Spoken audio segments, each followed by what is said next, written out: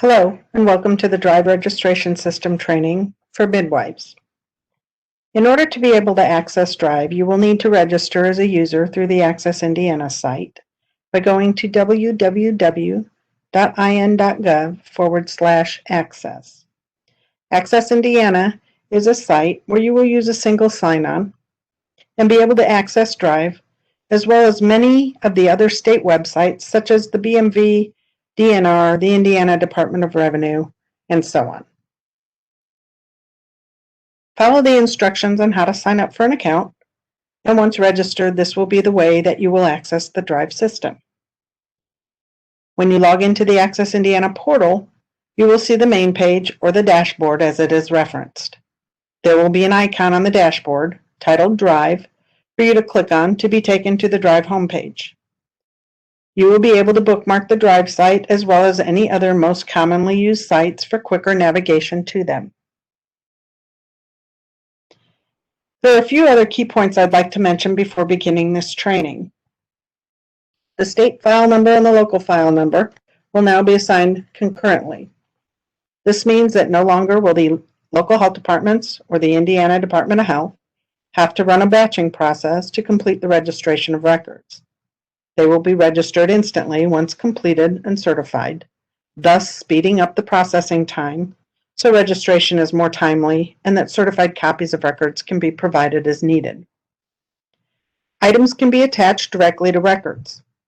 The paternity affidavits that are done by the local health departments will be uploaded and attached to the record when completed. Other documents that are needed for amendments or anything that a user feels important, such as a lab report, worksheets, etc., can also be attached. As the midwife that entered the record and anyone else who has access to that record will then be able to see the documents. Notifications will be sent and received when changes are made or if action is needed to records in which one is affiliated. The notifications will go to the external email address that the user sets up on their profile, and there is also a message component to Drive that displays all messages associated with your user ID. You can access messages from the homepage as well as when within a record.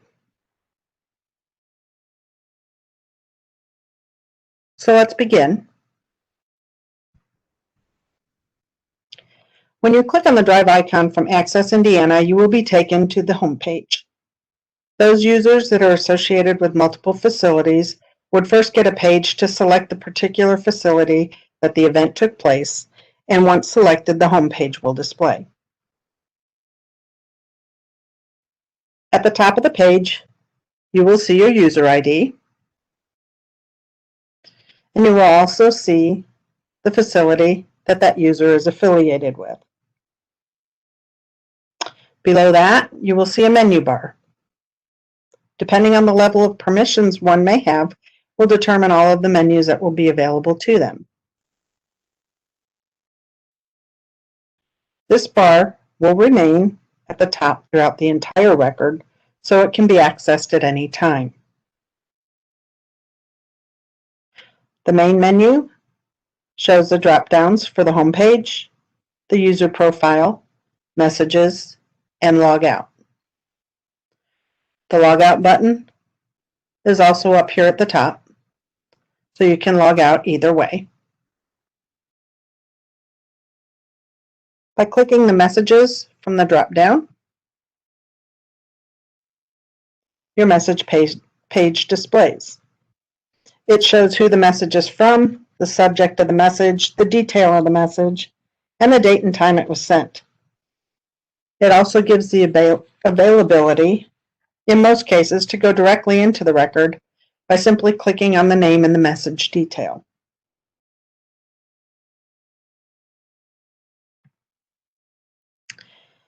The Life Events menu items will be what you will use to locate cases entered by you or the facility you're affiliated with, and to start or edit a new case. The Queues menu will be where you will find records that need some type of action taken on them. You will see a variety of queues that contain certain records that are in various stages of the registration process.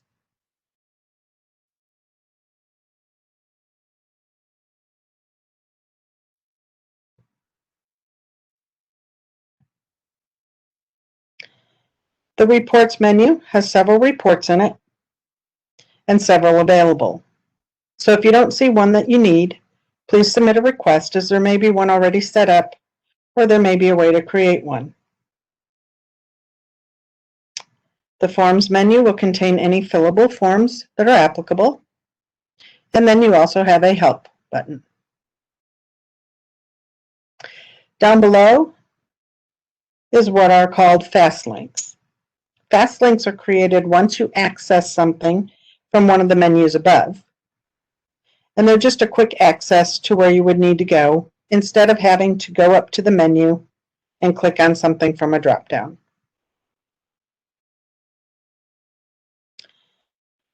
Going to the Life Events menu, when you select Birth and locate case,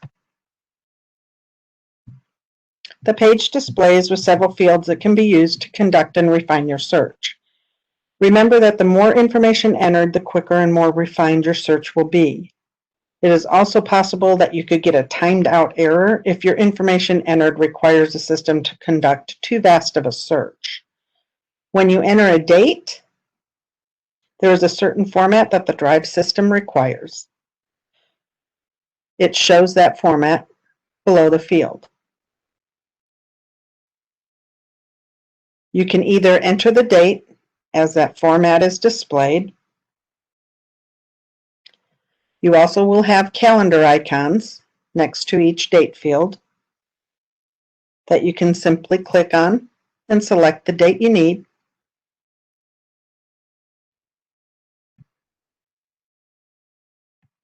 Or if you enter somewhat of a valid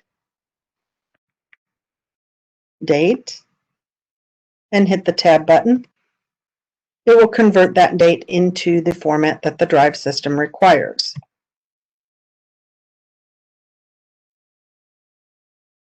If you do not put a valid date format in there, once you hit tab, you will get an error message that tells you that it's invalid.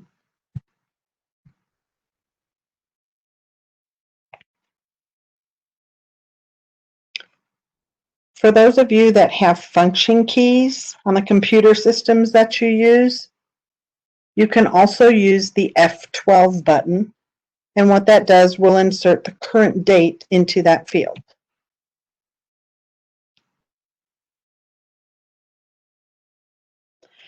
If you are searching by a name,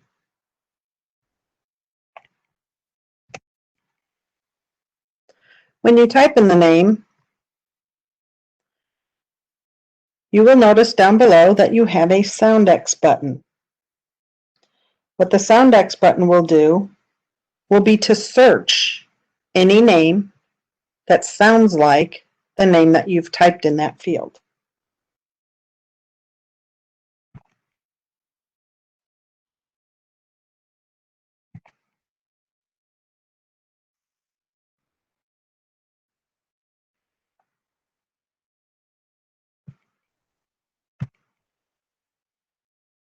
I've searched on just the date of September 15th, and as you notice, the birth search result page displays. It shows a case ID, which is just a number that's assigned internally within the drive system. It is not to be confused with the state file number or the local file number. It also displays the child's name, the date of birth, the sex, and the place of birth. At the very end, it has a preview link. You can click that link, and when selected, you will notice that the record is previewed down below.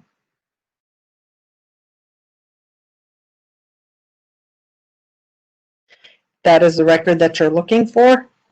You can simply just click the select button to go into that record, or you can select the child's name.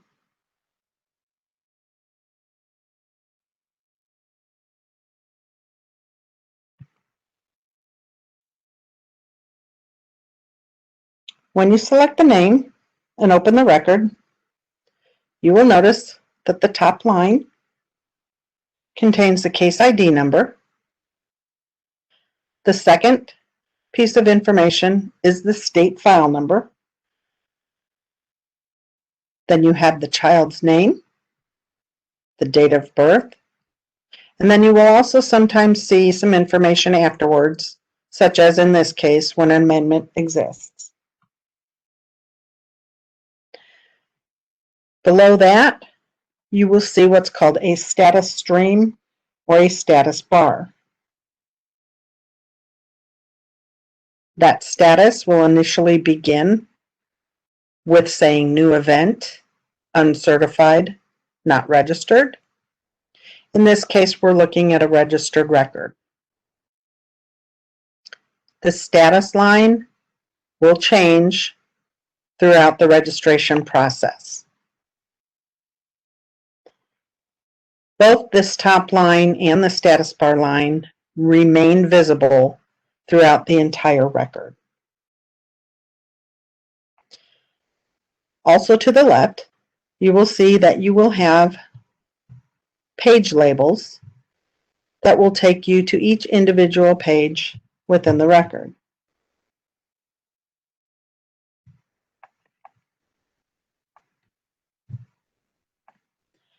You also have some additional links, including a group under other links. I will touch on these further into the training.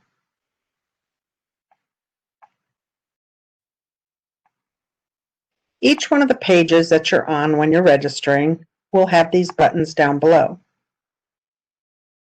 Validate page, next, clear, save, and return.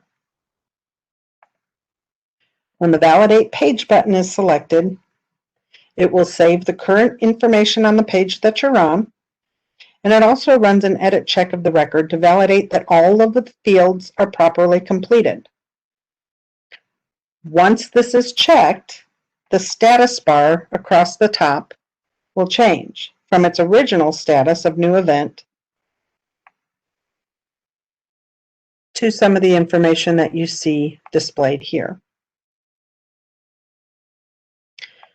It will also show you indicators next to each one of these page labels to the left. Those indicators would be a green check mark, which would mean that all of the pages have passed the edit rule checks. A red X would mean that there is a hard edit rule failure on that page, that you will need to go and fix the fields that are applicable to those failures before being able to complete and register the record. There will also possibly be a yellow circle, which would mean a soft edit rule failure occurred. Those pages would have information that, although may be required, will allow you to override the edit rule failure and allow the record to be registered.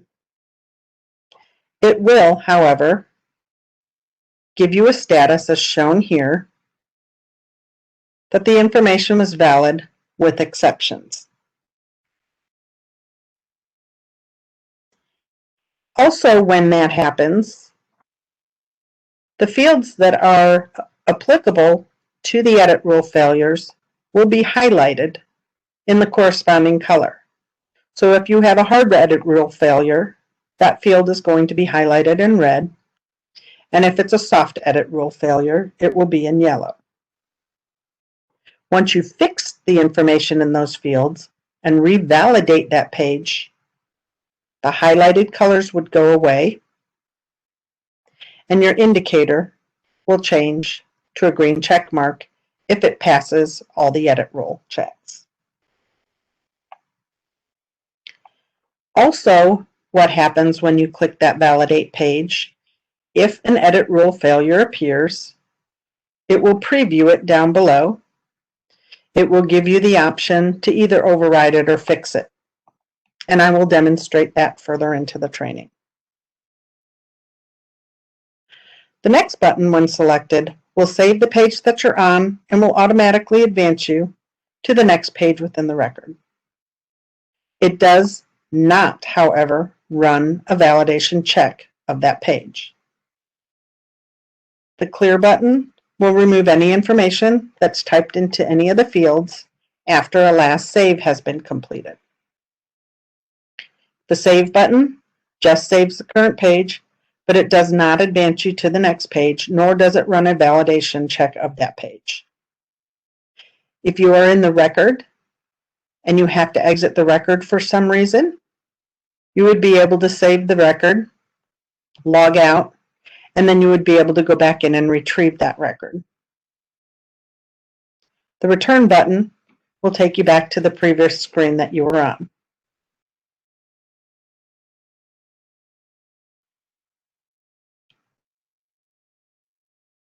Under your other links, you will notice that you've got an amendment link visible. However, you will not be using that. Any amendments that are done to a record will have to be made through the local health departments or through the Indiana Department of Health. However, any record that will have an amendment, you will be able to view that by selecting the amendment list under the Registrar Information page.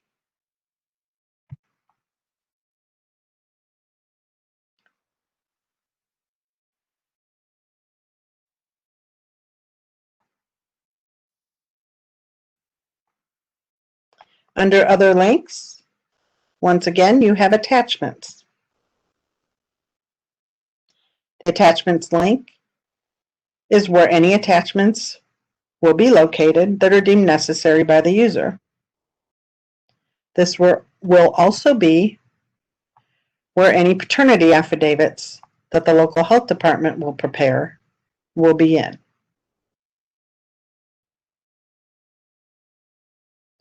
You would simply have to click New Attachment, select the attachment type that applies, find it within your computer, whether you save it to your desktop or save it to a file. And when you click Save, it will show it in a grid. And once you close the record, you will have a check mark next to that attachment.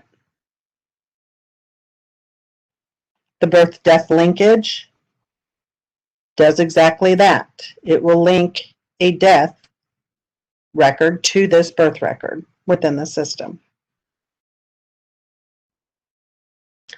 The print forms link is where you will find all the forms that are available that are associated within that record.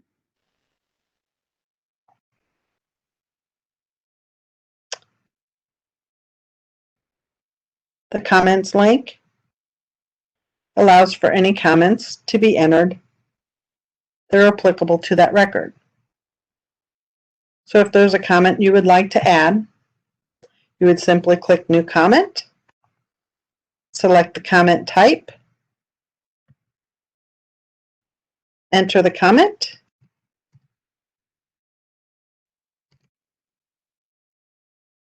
select Save, and you'll notice that that comment is displayed in a grid. You can edit it or you can delete it. And once you close the pop-up window, you will notice a check mark next to the comment label. The Validate Registration link virtually does the same thing as the Validate Page button. However, when it displays the edit rule failure on each page of the record by doing Validate Page, when you do it as a Validate Registration, it will display all the hard edit and soft edit rule failures all on one page. You will also see under Other Registries a link to immunizations that will be used for any new immunizations that have been given to the child within a hospital.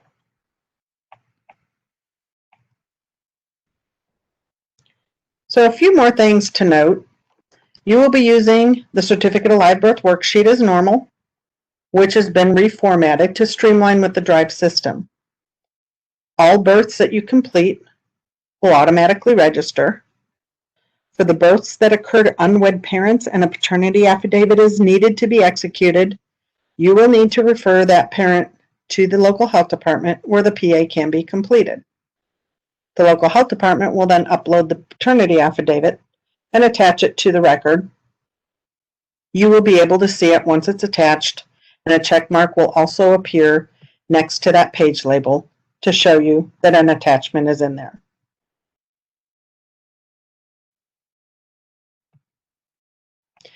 So let's begin by walking you through completing a birth record. You would go to Life Events, Birth, and start Edit New Case.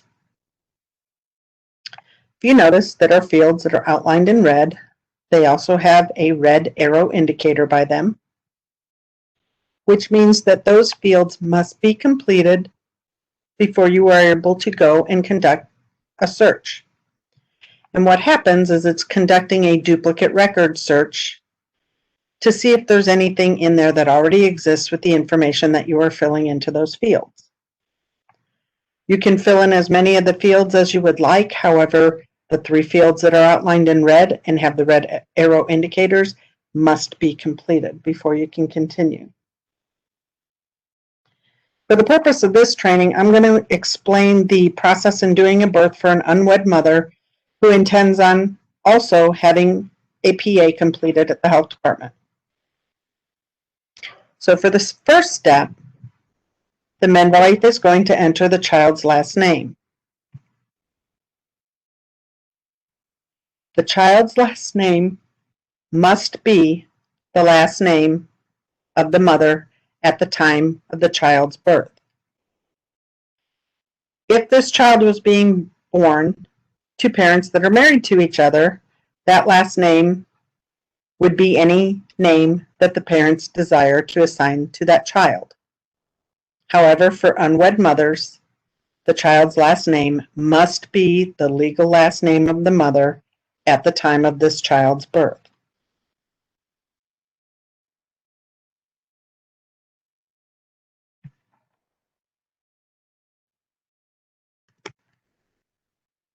We type in the child's last name. I am going to hit F12 so it inserts the current date. I'm going to tab, and I am going to select the sex. You can either select it from clicking on the drop down and going to what applies, or if you're in the record and simply type the first letter, it will pull that up.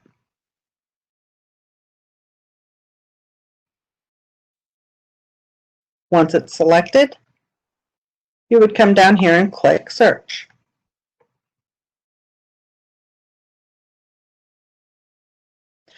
So let's run the duplicate check to see if there's already a record in the system.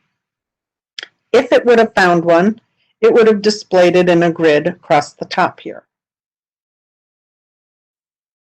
If it doesn't find a record, this page will show, indicating that there are no cases that match the criteria that have been entered. You can click Start New Case to begin a new record, or you can click the New Search button, and what that does is returns you to the previous page, and it does retain the information that has been put in there. However, it will allow you to go in there and erase it and change it to what's needed.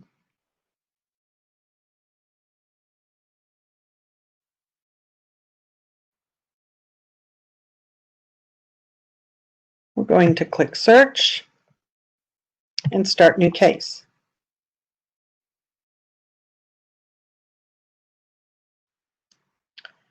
So if you notice, when you first start a new case, you'll have your case ID number.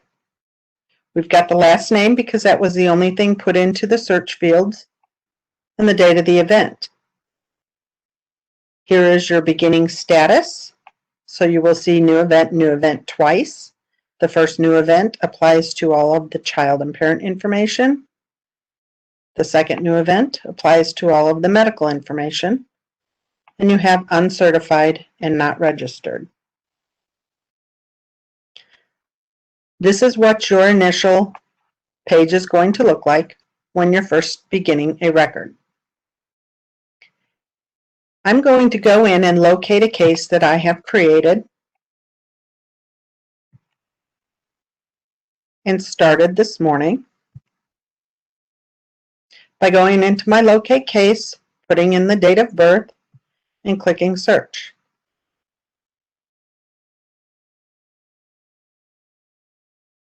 Going select the name I've put in there. And if you notice, the case ID, the first name, and the date of the event are up there. I still have new event, uncertified, and not registered. What I have done is I started this record and I did fill in some of the information.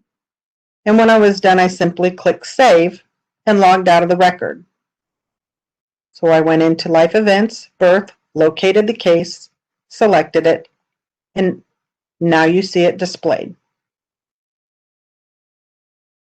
The last name, the date of birth, and the sex were the only 3 pieces of information that I initially had entered into the search when I was starting the case. However, you will see that I have also added a time of birth. When you begin a record, you will be working off of your worksheet and you will be filling in all the information that is required. In this particular case, I purposely left off a first name and I purposely did not answer the request Social Security number for child question. What I want to do is to display how the validate page works in this case. When you select validate page, it's running the edit rule check, and it will show you what I described earlier. Once I clicked validate page, it changed the status bar to where it shows legal invalid and medical invalid, which means that there is information that was not filled in on some of the pages, so it is not past the validation check.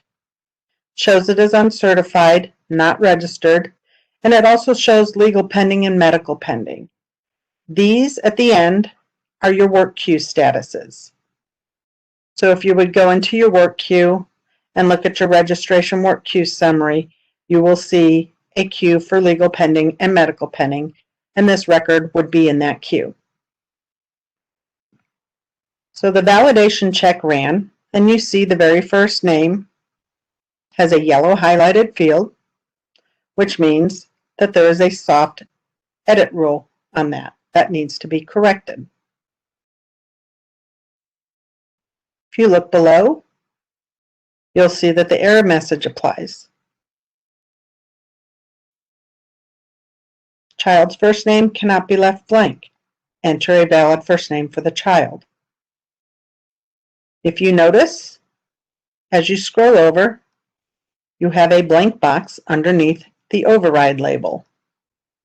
You can click that box, which will insert a check mark, and click Save Overrides. What that will do will allow you to complete this record without putting the first name of the child in there.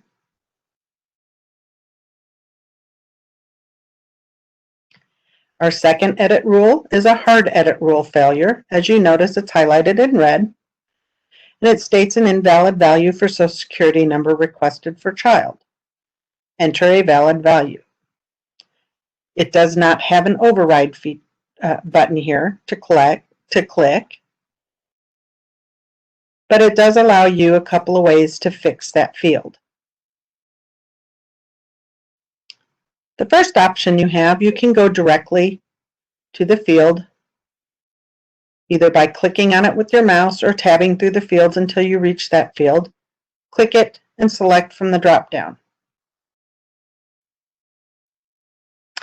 I put my cursor back up in the first name field, and if you notice, if I click the Fix button under the Go To Field column, it's going to take my cursor directly to the field that needs to be checked. You can either click the drop down and select it, Or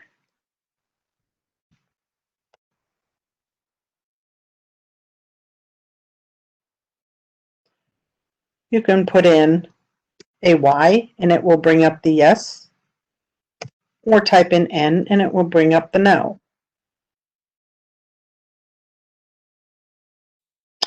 You can also click the Fix button under the pop-up column, and what that does is brings up a pop-up window, and you would simply just select your answer from there and click Save.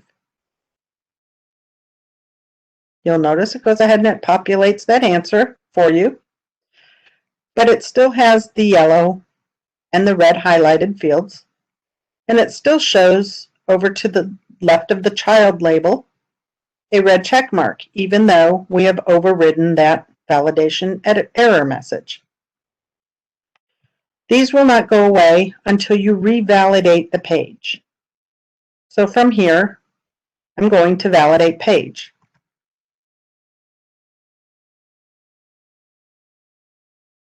Now you'll notice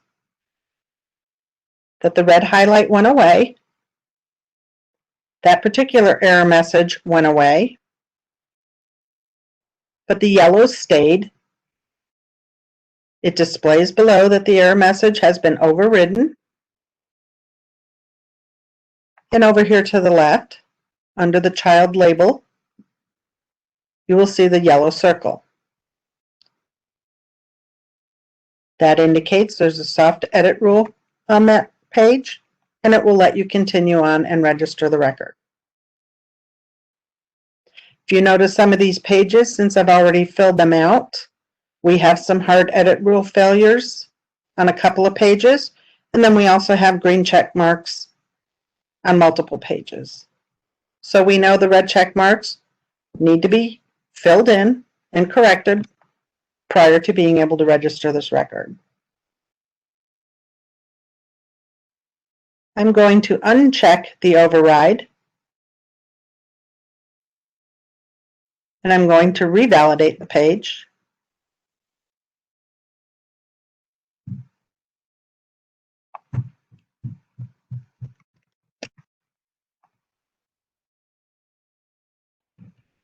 Going to uncheck the override, click Save Override, type in the name, revalidate the page, and you'll notice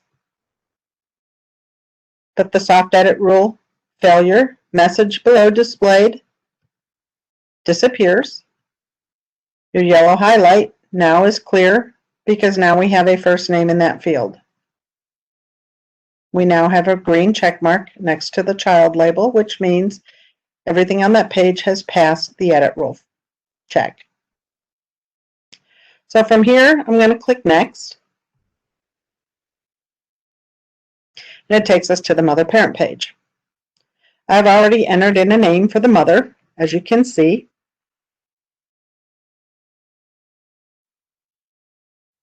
However, if you notice, I've got the name Smith. We have the child's last name as Wright. I can go in there and I can correct that name. And then we also have a Copy Current Legal Name button here, and what that does is it will copy exactly that. Anything up in these fields here will copy down below. So in clicking that, you'll notice that it changed it.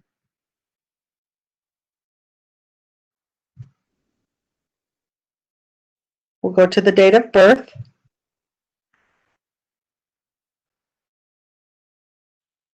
We'll enter a date of birth and hit Tab. And you notice it converted that to the format that's required. And then you have a button here as a little arrow. What that will do is it will calculate the age of the mother based on that date of birth and the time of the child's date of birth. So it shows the mother at 32 years old.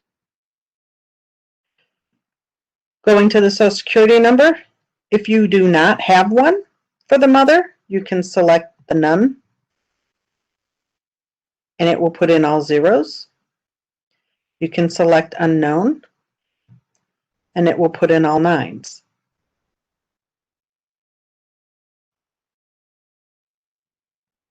I'm going to go ahead and enter a Social Security number for them, then clear out the radio buttons that had unknown or none selected. Now it calls for the mother, parent, birthplace. Next to many of the city, country, state, and county features of the system, you will see this little house. By clicking on that, it will pull up a pop-up that will give you a list of values for each one of those that apply. So in searching for the mother, parent, birthplace, we're going to click on the home. You'll see that the United States is already populated under the country, but you are able to change that. We're going to go to the state.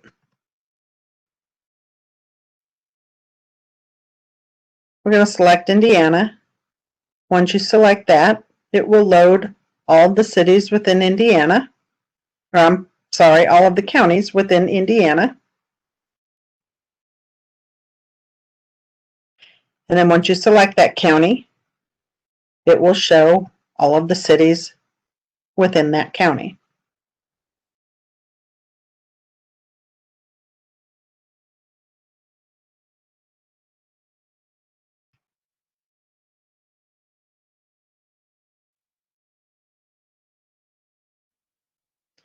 Once you have it all selected and you click the select button, it will populate it into those fields. Since you're going to be working off of the worksheet, and in most cases we'll have all that information filled in, you can simply go to the field and start typing the city.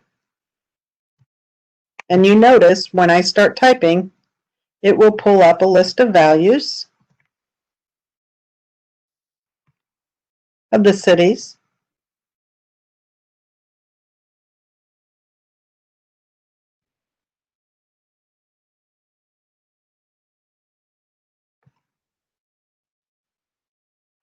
I'm going to select Indianapolis and go to the county.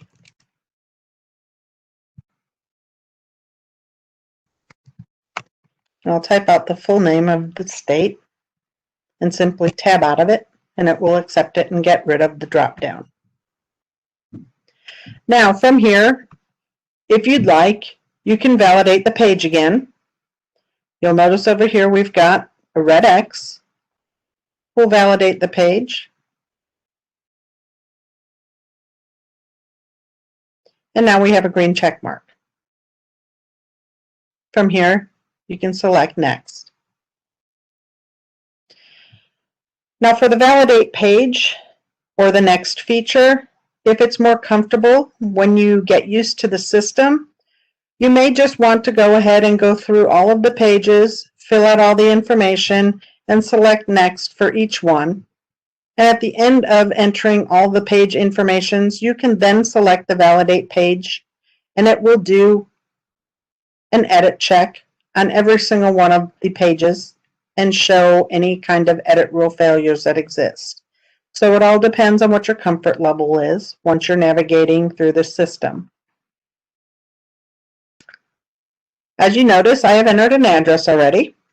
So we have a street number, we have our pre-directions, the street name or rural route, we have a street designator, we also have the post directional and the apartment suite numbers. One other thing I did not show you prior is on the zip code. If you know the zip code or have the zip code there, if you notice, if you put in a zip code and hit tab, it will automatically put the information in there.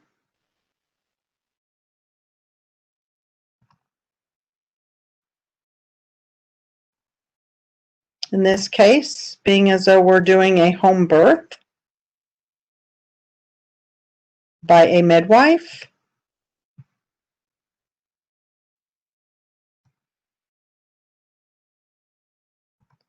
We need to make sure that it's in the county that my username is associated with, which is Adams County. So I'm going to go in and I'm going to change it from here.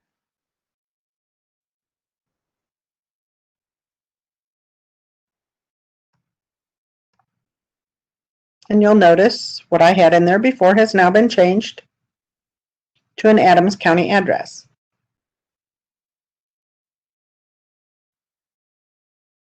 You'll answer your inside city limit question. And then you'll notice down below you have the mailing address. If it is the same as the residence address, you simply have to click that box and it will automatically populate that information down below. You have places to put telephone numbers. They are not required, but if you have them, you can go ahead and enter them. At this point, I'm going to click Next. Now, as you will notice, even though I have all my information filled out, when I click Next, the red X still remains on the mother-parent address page. That, once again, will not change until I run that validate page an additional time. So even though I am not on that page, I can go ahead and validate this page from here. And you'll see that it's gone ahead and put the green check mark. So you can validate pages anywhere throughout the record, and it will validate and look at all of the pages of the record, and then change the indicators as needed. So from here on this page, I've entered the education information of the mother, put teacher, education, what level of education they had. You have the Hispanic origin and your race fields. If you select something that shows other, when you select that, it will open up some drop downs for you so you can add any specific information that applies. I'm going to click Next. Now we are on the Mother Health page. You answer your WIC question. You have your height and your feet in feet and inches. You also have the pre-pregnancy weight and the weight at delivery. You will have your nicotine and tobacco use questions. If you answer that no, all of these fields here are grayed out, and it does insert 0 in these fields here. If you would answer it yes, all of those fields are opened up to where you can go ahead and enter information in them. If you put in a number in there and tab over or simply click on the drop down, then you would be able to select either the cigarettes or packs. In this case, I'm going to leave this as no. Shows it all grayed. Then you will have additional questions down below. These questions are not required to be answered. You can answer each and every one that applies, but if you don't, it will go ahead and save the record, and it will also not give you any kind of an edit rule failure. You will see throughout the record that there are some other fields that follow that same rule, and a lot of that is mainly because the information is for statistical purposes and not necessarily required for the registration of the record.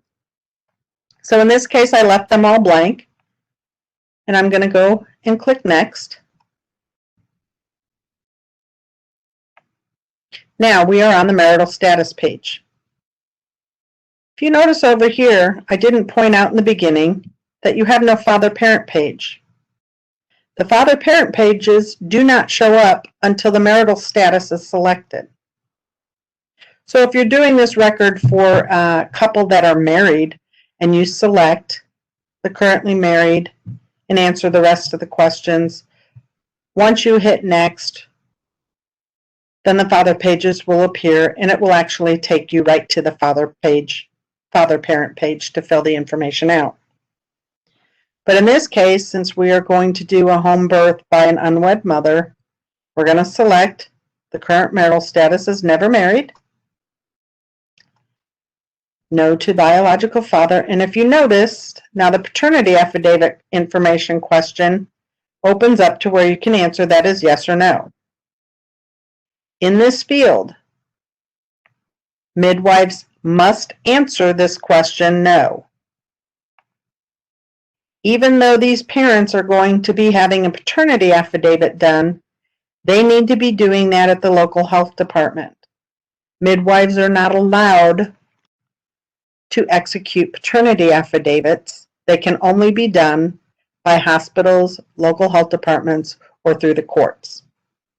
So just remember, on a home birth to unwed parents who are going to be doing a paternity affidavit, midwives must answer this question no.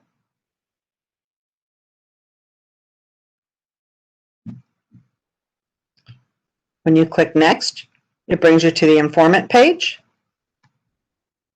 You can select on the drop-down. It could be the mother, and even though you don't have a father showing in the record, you can still list the father as the attendant, or I'm sorry, as the informant. Or you can select other if it happened to be a person other than the mother and father. In this case, I'm just going to select mother. If you notice, it pulls the mother information from the mother-parent page, and it populates it in those fields that apply. Now from here, I'm going to validate the page.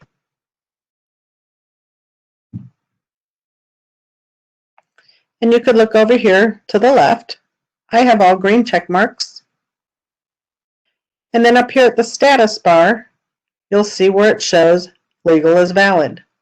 That means all of the pages have all the necessary information, and the information in there is correct. So the legal information is valid. We still show the medical invalid, even though we have green check marks. We haven't completed the attendant certifier page. And it still shows it's uncertified, it's not registered, and it's medical pending. From here, we're going to select next. Now, it shows a place of birth pre-populated with hospital. This is a midwife training, and we're going to say that this child was born at home. So we're going to go in and we're going to select home delivery planned. Once you select that, it will pull the residence address that you had listed under the mother-parent address. So you will not have to type that all in. It will automatically pull it from the page that it was entered in initially. So from here, we're going to go click next. You'll see it takes you to the prenatal page. I've filled in a medical record number, the principal source of payment, the date of last menses, and so on.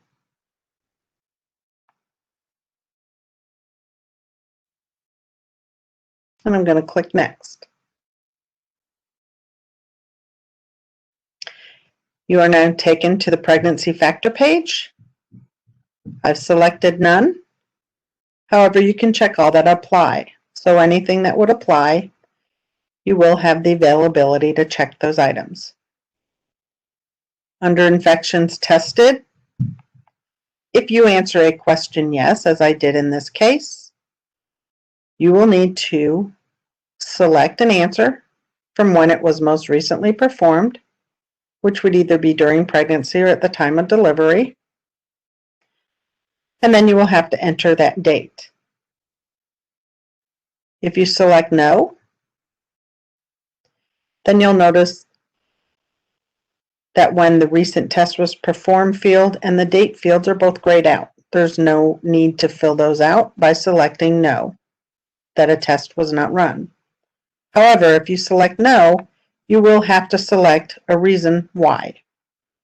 So by clicking on that drop down, you've got several reasons you can choose from, and if it doesn't display, you have the opportunity to select other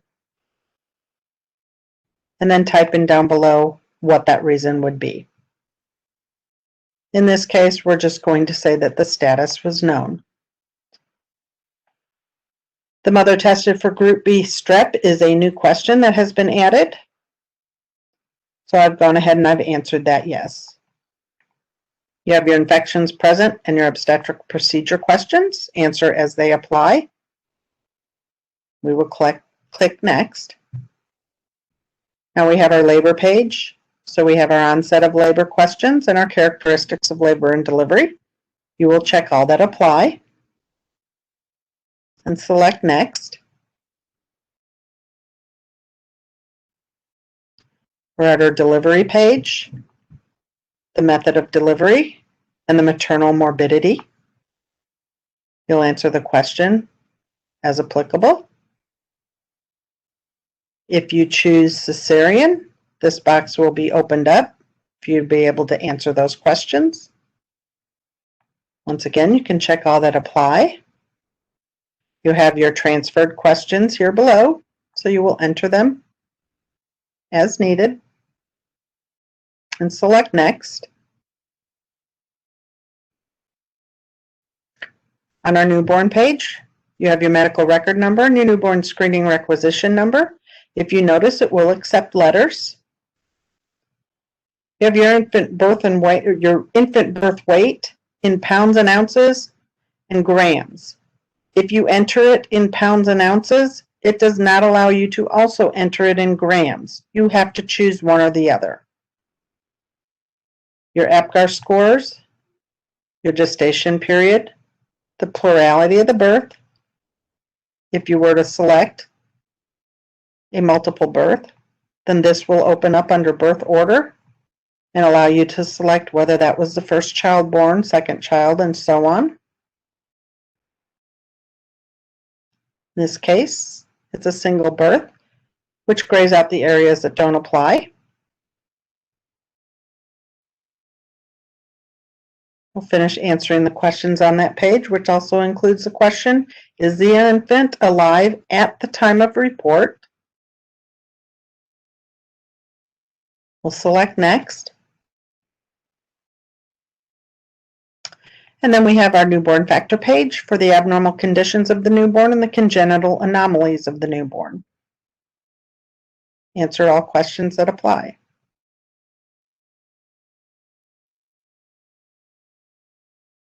And I will select next.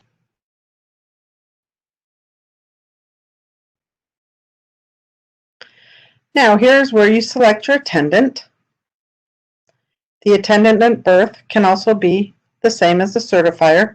If you notice down here, by entering information here, once you get to the certifier page, or the certifier section, you can select this box that says same as attendant, and it will copy that information down below.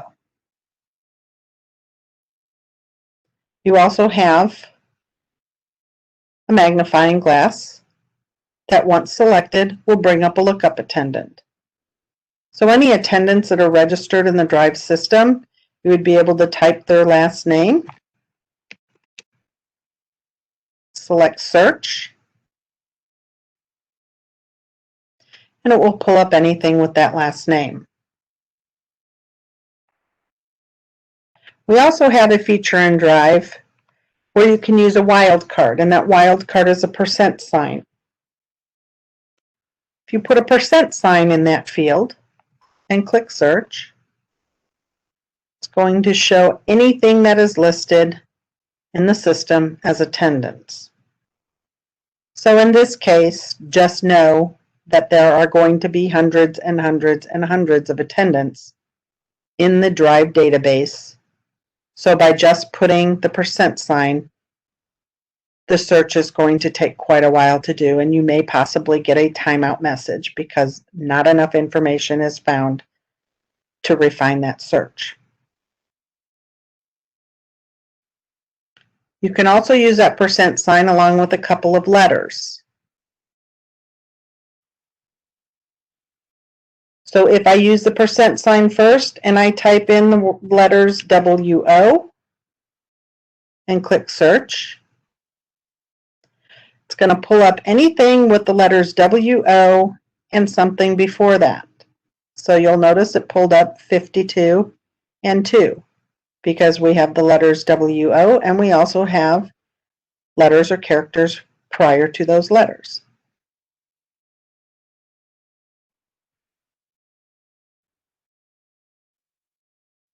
You can also type the first few letters and then the percent sign afterwards and click search. And now it looked for anything that begins with the letter TW and anything afterwards. So we have the one entry of 2. And finally, you can also use the percent sign as bookends. So if you put a percent sign and a few letters and another percent sign, it's going to look for anything that has letters prior to and after those 3 letters that are entered. So you'll notice it pulled up 58.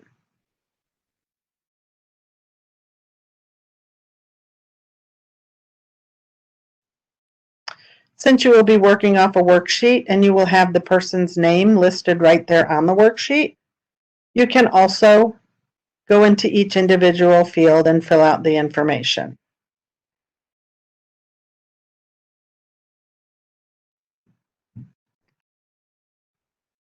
I'm going to type in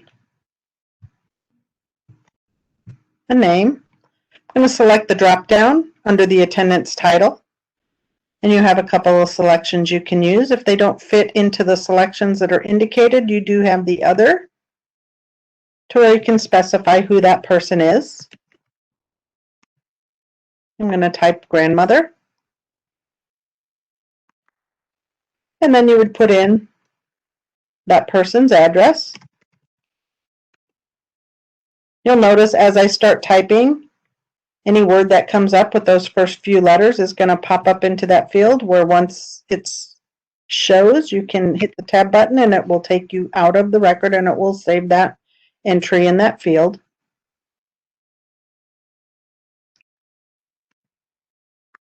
I'm going to just type a zip code in there, and when I hit tab, it will populate the information that pertains to that zip code. And in this case, it gives you 2 different cities that you can select that have that zip code. Now you'll notice the certifier information is already populated, and that's due to the fact that it's looking at the person that is actually logged in. So this birth certifier that I have as my user ID would be your user ID as the midwife. So your information would be populated in the certifier information below. Now from here, you're going to select Validate Page. And I want you to pay attention to the side over here.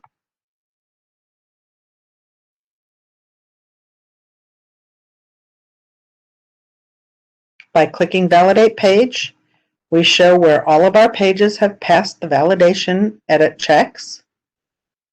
And now we have a new link that's labeled Certify. Also across the status bar, we've got the legal valid and the medical is valid, but it's still uncertified and not registered, and a birth certification is required. You will click on the Certify link, and it takes you to an affirmation page. Prior to being able to affirm, you will need to have a code that will be sent to the email address that you have assigned in your profile. So by clicking Send Code, that code will be generated and sent to the email. Generally, it only takes maybe 30 seconds tops. Once you get that code, you enter that code in there, click Verify Code, and you'll notice that you get this notification that it's been authenticated. You're going to click the Certify statement and then click Affirm.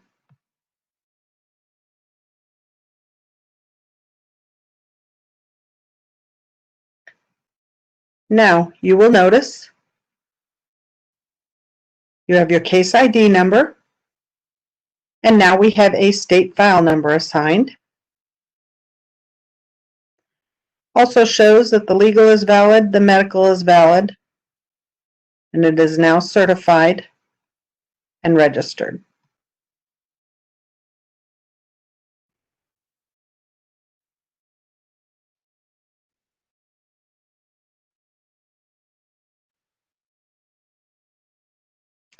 If you went to birth and locate case,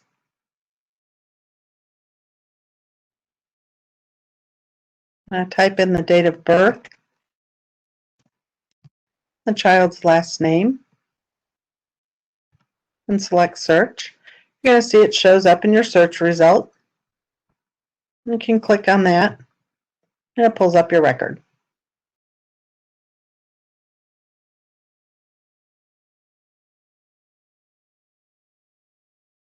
Now, once the parents go to the local health department and they have the paternity affidavit executed, once you get into this record, you're going to see the father-parent pages added to the side here.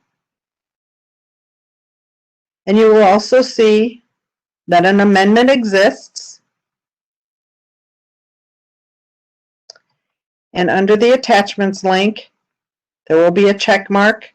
And when you click on the attachments, it will pull up a grid that shows all the attachments that have been added to that record, in which the paternity affidavit will be one of them.